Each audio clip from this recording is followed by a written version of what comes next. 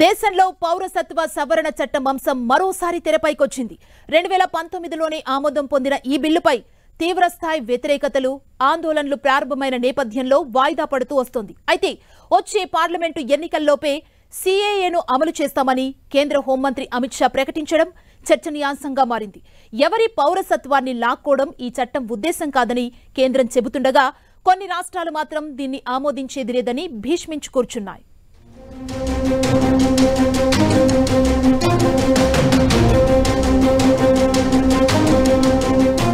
మేనిఫెస్టోలోని హామీలన్నీ ఒక్కొక్కటిగా అమలు చేస్తూ వస్తున్న మోదీ సర్కార్ మరో కీలక నిర్ణయం తీసుకుంది. దేశవ్యాప్తంగా పౌరసత్వ సవరణ చట్టాన్ని పార్లమెంటు ఎన్నికలకు ముందే అమలు చేసేందుకు ప్రయత్నిస్తున్నామని కేంద్ర హోంమంత్రి అమిత్ షా ప్రకటించారు. సీఏఏ గురించి ముస్లింలను తప్పుదోవ పట్టించారన్న ఆయన వాళ్లను కావాలనే రెచ్చగొట్టారన్నారు. విదేశాల్లో వేధింపులు తట్టుకోలేక జీవనోపాధి కోసం వివిధ దేశాల నుంచి భారత్కు వలస వచ్చిన వారికి పౌరసత్వం ఇస్తామని చెప్పారు అమిత్ షా. 2019 ఎన్నికల సమయంలో పార్లమెంట్లో పౌరసత్వ చట్టానికి సవరణలు చేసి పార్లమెంటు ఉభయ సభల్లో ఆమోదం తెలిపారు. తరువాత రాష్ట్రపతి ఆమోదముద్రతో ఇది చట్టంగా మారింది. అయితే దేశవ్యాప్తంగా దీనికి వ్యతిరేకంగా నిరసనలు మొదలయ్యాయి. సీఏఏను వెనక్కి తీసుకోవాలంటూ పలు రాష్ట్రాల్లో మైనారిటీలతో పాటు ఇరు వర్గాల వారు ఆందోళనలు చేపట్టడంతో ఈ చట్టాన్ని అమలు చేయడం వాయిదా పడుతూ వస్తోంది.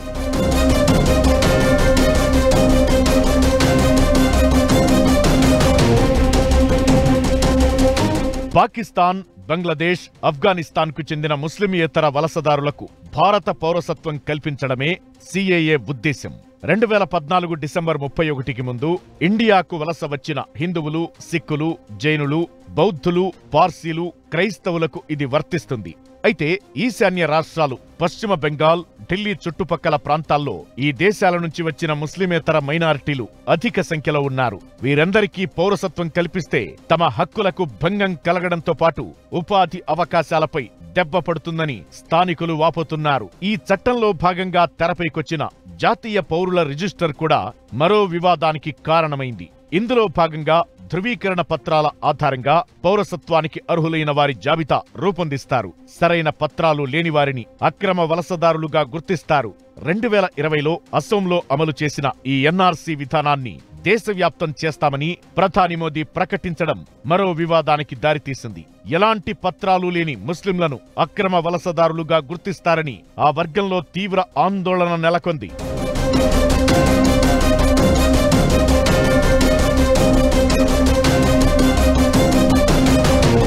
మరోవైపు ఈ పౌరసత్వ చట్టాన్ని అమలు చేయబోమని పశ్చిమ బెంగాల్, తమిళనాడు సహా పలు రాష్ట్రాలు ప్రకటించాయి. పౌరసత్వాలు రద్దయ్యే విధంగా ఉన్న ఈ చట్టాన్ని తాము అంగీకరించమని ప్రకటించిన తరుణంలో అమిత్ షా చేసిన వ్యాఖ్యలు చర్చనీయాంశంగా మారాయి.